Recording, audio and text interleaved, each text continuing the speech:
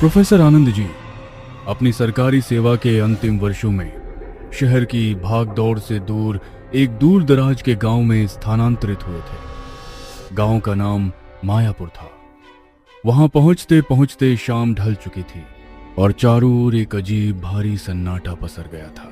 कुछ ही दिन बाद उनका बेटा अर्जुन, जो महानगर की चकाचौंध का आदी था, मायापुर के इस अनजान एकांत जगह से पहले ही उग चुका था। घर पुराना था, उसकी मोटी दीवारें और अंधेरे कोने सदियों पुरानी कहानियां सुना रहे थे। रात का तीसरा पहर शुरू हो चुका था। प्रोफेसर आनंद और उनकी पत्नी गहरी नींद में थे। अर्जुन हेडफोन लगाए अपने मोबाइल में वीडियो देखने में मग्न था। कमरा हल्की नीली रोशनी में डूबा था। तभी उसे कमरे में एक अजीब सी आवाज आई, जैसे किसी ने अपने नाखूनों से दरवाजे को खरोंचा। पर अर्जुन ने उस आवाज को अनसुना कर दिया और वीडियो की आवाज और बढ़ा दी। लेकिन कुछ ही देर में फिर से आवाज आई। इस बार वो इतनी तेज और डरावनी थी कि अर्जुन के हाथ से मोबाइल छूट गया। कौन है? इस वक्त कौन हो सकता है? पिंकी तो नहीं? वो दरवाजे की तरफ देखता है। बाहर गहरा अंधेरा था। अरे कोई मजाक मत करो, जवाब दो। कोई जवाब नहीं आया। केवल बाहर की हवा में एक अजीब सी गंध फैली हुई थी, जैसी सड़े हुए मांस और बहुत तेज इत्र की मिली जुली गंध। अर्जुन के सीने में एक अजीब सी घबराहट हुई। उसने देर भार यहाँ अंधेरे के सरवाने दरवाजे की कुंडी को छुआ। कुंडी बर्फ जैसी ठंडी थी। उसे लगा जैसे बाहर कोई सांस ले रहा हो। उसने तुरंत लाइट बंद की और कंबल ओढ़कर सो गया। लेकिन वह जानता था यह कोई मजाक नहीं था। यह गांव उसे बुला रहा था। अगले दिन दोपहर में शहर के दोस्त को कॉल करने के बाद अर्जुन गांव के लड़कों के साथ एक चाय की दुकान पर गप्पे मार रहा था। अर्जुन अकेला था और अमीर घर से था, इसलिए वो हमेशा दूसरों पर अपना प्रभाव जमाने और ताकत पाने की कोशिश में रहता था। भाई यहाँ गांव में सब शांत है। क्या कोई खूबसूरत लड़की नहीं है जिससे दोस्ती हो सके? मेरा दिल बहल जाए। अरे अर्जुन भाई, अब मजाक रहने दो। 6 बजने वाले हैं। तुम तुरंत घर जाओ। क्या हुआ? तुम सब इतना घबरा क्यों रहे हो? यह मायापुर गांव है भाई। शाम 6 बजे के बाद यहाँ मोहिनी का राज चलता है। वह कोई आम लड़की नहीं है, वह रक्ताक्षी यक्षिणी है। यक्षिणी? मैंने कहानियां सुनी है। क्या वो सच में इतनी सुंदर होती है? वह सौंदर्य की देवी है, पर उसकी भूख मानव शरीर की होती है। जो उसकी नौर में आ जाता है वह उसके जाल में फंसकर गुलाम बन जाता है। गांव के कितने जवान लड़के उसकी भूख का शिकार हो चुके हैं। लेकिन एक बात कहते हैं, अगर कोई मर्द उसका दिल जीत ले या उसे शारीरिक संतुष्टि दे पाए तो वह उसे धन दौलत से भर देती है। रातों रात उसे राजा बना देती है। वह प्यार और पैसा दोनों देती है। अर्जुन के लिए गांव वालों की दी हुई चेतावनी नहीं थी, बल्कि एक आमंत्रण था। उसकी लालच और हवस जाग उठी। उसी पल उसने अपने जीवन में आई खाली जगह को भरने के लिए उस खतरनाक ताकत से समझौता करने का मन बना लिया। पूरे दिन अर्जुन के दिमाग में गांव वालों की बातें गूंजती रहीं। अरबपति बनने का सपना और असीमित वासना की इच्छा उसे पागल कर रही थी। वह अब इंतजार नहीं कर सकता था। वह सोच रहा था कि क्या करे जिससे वह यक्षिणी उसके जाल में फंस जाए। इतना सोचते सोचते वो कब सो गया उसको पता भी नहीं चला। रात 12:00 वह सो रहा था। तभी उसे एक अजीब सी आवाज सुनाई दी, एक पायल की हंकार। पर वह नींद में था और उस आवाज को अनदेखा करके सोता रहा। पर कुछ ही देर बाद फिर से एक जोरदार आवाज आई। ये पायल की आवाज पहले से कहीं ज्यादा तेज और मोहक थी। यह आवाज सीधे अर्जुन की हवस को पुकार रही थी। अर्जुन तुरंत उठा और खिड़की पर गया। खिड़की से अर्जुन ने देखा, वहां आंगन के अंधेरे में एक लड़की खड़ी थी। वो कोई और नहीं, रक्ताक्षी यक्षिणी थी। वह इतनी खूबसूरत थी कि उसकी सुंदरता अर्जुन के नैतिक बल को पूरी तरह से तोड़ रही थी। उसकी त्वचा चांदनी सी चमक रही थी और उसके घुंघराले बाल हवा में लहरा रहे थे। उसकी गुलाब और चंदन की इत्र सी महक खिड़की से भीतर आ रही थी। मैं खुद को रोक नहीं सकता, मुझे उसके पास जाना ही होगा। क्या गजब है यार, मैं खुद को रोक नहीं पाऊंगा। अर्जुन दरवाजा खोलकर तेजी से बाहर भागा और रक्ताक्षी के पास पहुंचा। उसके नजदीक पहुंचते ही अर्जुन के दिमाग पर सम्मोहन छा गया। उसकी आंखों में अब प्रेम नहीं बल्कि शिकारी हवस थी। तुम इतनी खूबसूरत हो, मुझे तुम्हारे साथ रहना है। मैं तुम्हारा ही इंतजार कर रही थी अर्जुन।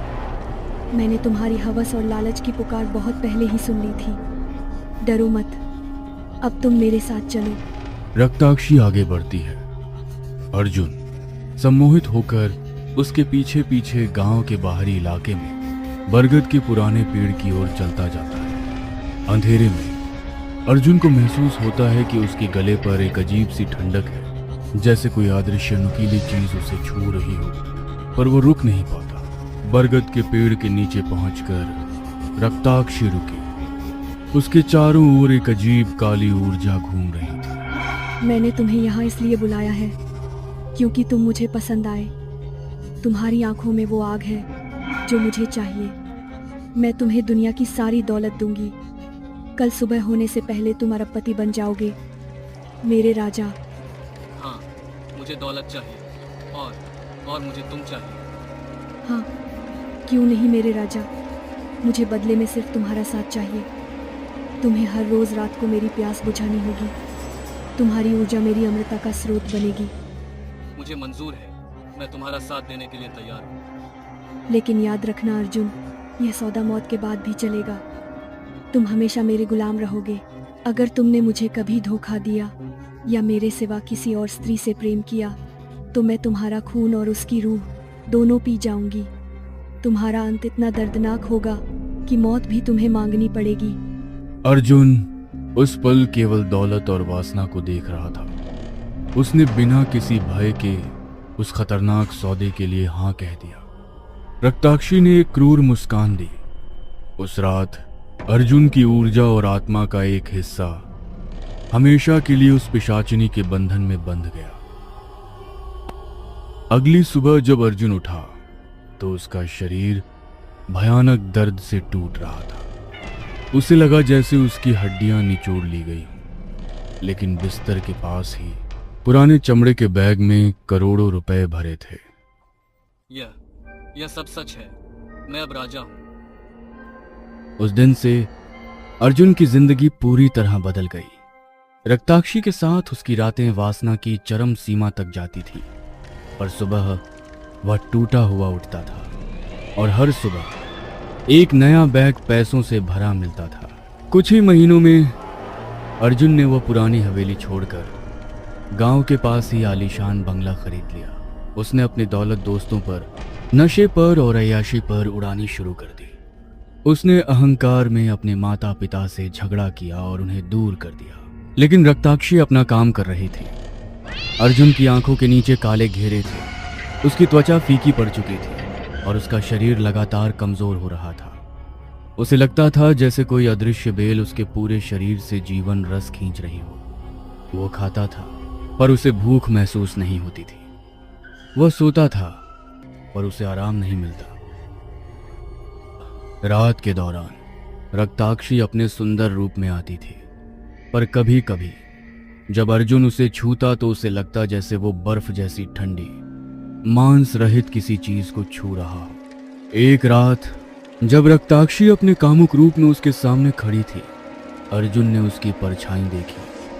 परछाई में वह एक विकराल नुकीले दांतों वाली राक्षसी लग रही थी। तुम कौन हो? मैं वही हूँ अर्जुन, जिसकी तुम्हें जरूरत है। तेरी यह दौलत मेरी देन है और तेरी यह कमजोरी मेरा प्रेम। अर्जुन समझ चुका था कि वो एक पिशाचिनी की कैद में है, जिसका अंत भयानक होगा। वो अब इस बंधन से मुक्ति चाहता था। अपनी इस काली अंधेरी जिंदगी से तंग आकर अर्जुन ने एक सामान्य जीवन की तलाश शुरू की। उसकी मुलाकात प्रीति से हुई। प्रीति की मासूमियत और सादगी ने अर्जुन के सूख चुके दिल में फिर से इंसानियत जगा दी। प्रीति, मैं तुम्हारे साथ जीवन बिताना चाहता हूँ। मेरा जीवन अब तक अंधेरा रहा है, पर तुम रोशनी हो। अर्जुन, मुझे भी तुम बहुत पसंद हो। अर्जुन ने प्रीति से शादी करने का पक्का इरादा कर लिया। वे किसी भी कीमत पर उस राक्षसी अनुबंध को तोड़ना चाहते।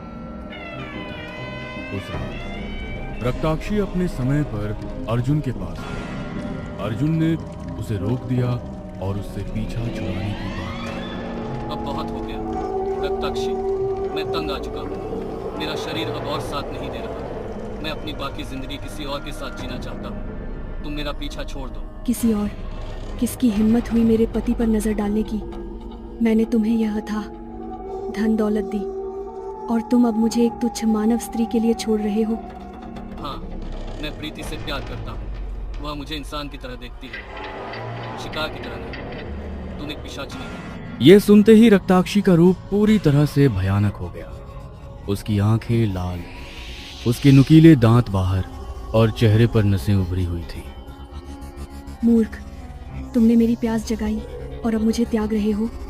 अगर तुमने किसी और से विवाह किया तो मैं तुम्हारा खून और उसकी रूह दोनों पी जाऊंगी। अब देख मेरा प्रतिशोध कितना भयानक होता है।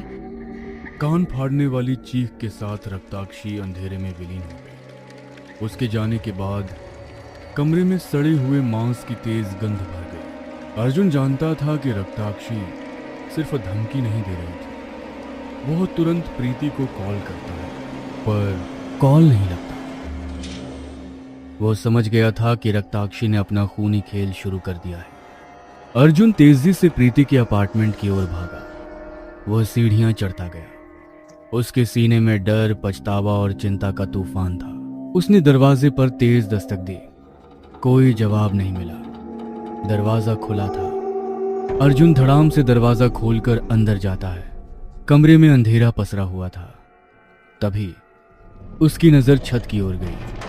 वहां पंखे से प्रीति का शरीर लटका हुआ था। प्रीति के गले पर गहरा नीला निशान था, जैसे किसी अदृश्य रस्सी ने उसे फांसी दी हो। प्रीति, नहीं।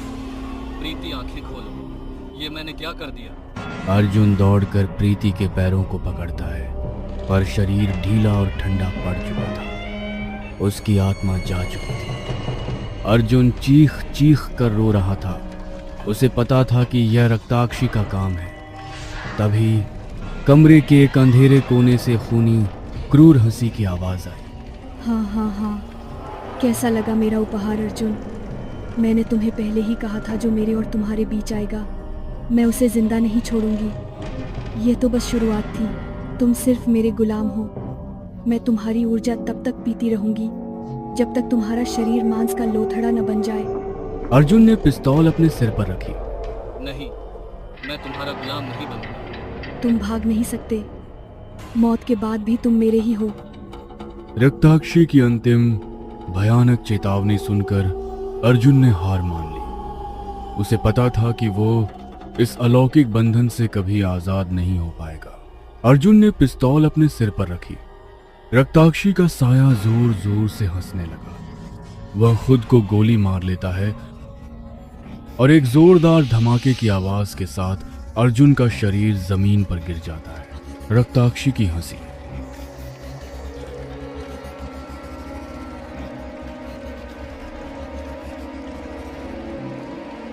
दोनों को जीत लिया था।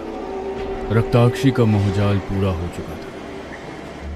अर्जुन की कहानी हमें सिखाती है कि हमारे अंदर की कमी को भरने के लिए बाहर की काली शक्तियों का सहारा लेना कितना खतरनाक हो सकता है। लालच एक ऐसी बुराई है जिसकी वजह से इंसानियत खत्म हो जाती है। शक्ति का हर सौदा अंततः रूह का सौदा होता है। अलौकिक शक्तियों की दोस्ती और दुश्मनी दोनों ही सर्वनाश लेकर आती हैं। अगर ये भयानक किस्सा सुनकर आपकी रूह कांप उठी है तो हमें कमेंट्स में ज़रूर बताएं। कि आपकी राय में रक्ताक्षी का प्रतिशोध सही था या अर्जुन का लालच। इस रोंगटे खड़े कर देने वाली कहानी को लाइक करें और ऐसे ही अंधेरे के किस्से हर हफ्ते सुनने के लिए हमारे चैनल स्टोरी को सब्सक्राइब करना ना भूलें।